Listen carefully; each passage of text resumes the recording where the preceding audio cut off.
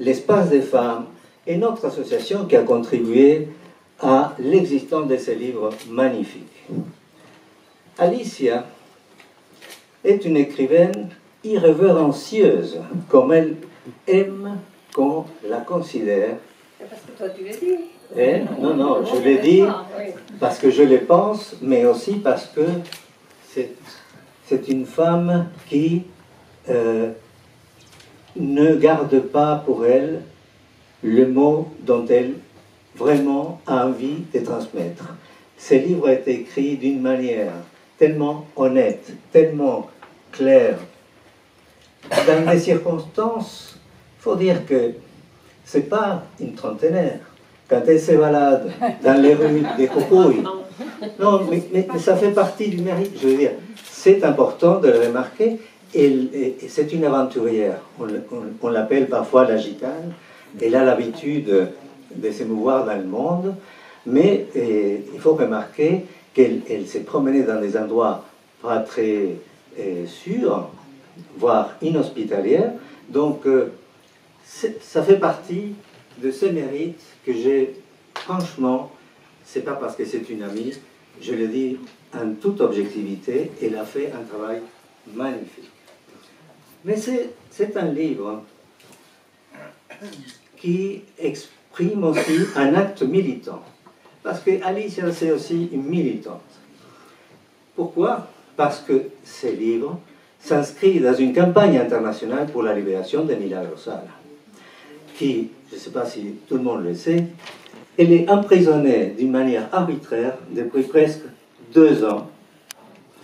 Et elle incarne, on peut dire que c'est une icône de la persécution politique aujourd'hui en Argentine. Car aujourd'hui, il se passe des choses dans notre pays. Je dis notre pays parce que je suis aussi argentin.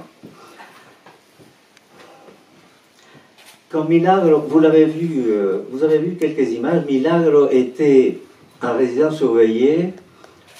Elle, tous les matins, se levait et réclamait pour l'apparition de Santiago Maldonado, une disparition forcée depuis le 1er août, dont son cadavre a été apparu le 20 octobre.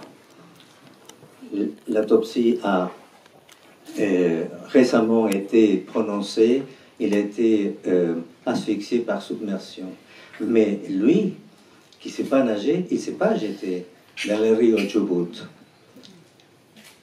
Il était avec les Mapuches qui étaient persécutés par la gendarmerie nationale. Et là, il se passe quelque chose de très grave aussi. Depuis ce week-end, Rafael Nahuel, un gosse de 21 ans, a été tué par balle dans le dos par les groupes Albatros qui appartiennent à la préfecture navale. 2 autres sont encore blessés et il y a certains ils ont fui dans la montagne, ils ne veulent pas descendre par crainte de leur vie. Donc, cette escalade répressive qui existe aujourd'hui dans notre pays, et nous allons, comme association, et je termine,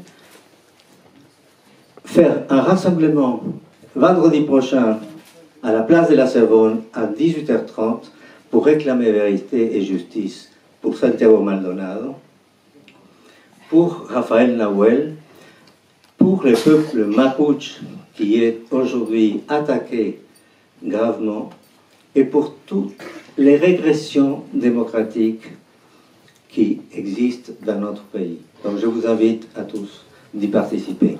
On va passer donc, je vais présenter Christine Villeneuve qui représente l'éditorial des femmes, Antoinette Fouque, qui va parler un peu du livre. Après, ça sera notre amie Sophie Tonon, avocate défenseur des droits de l'homme.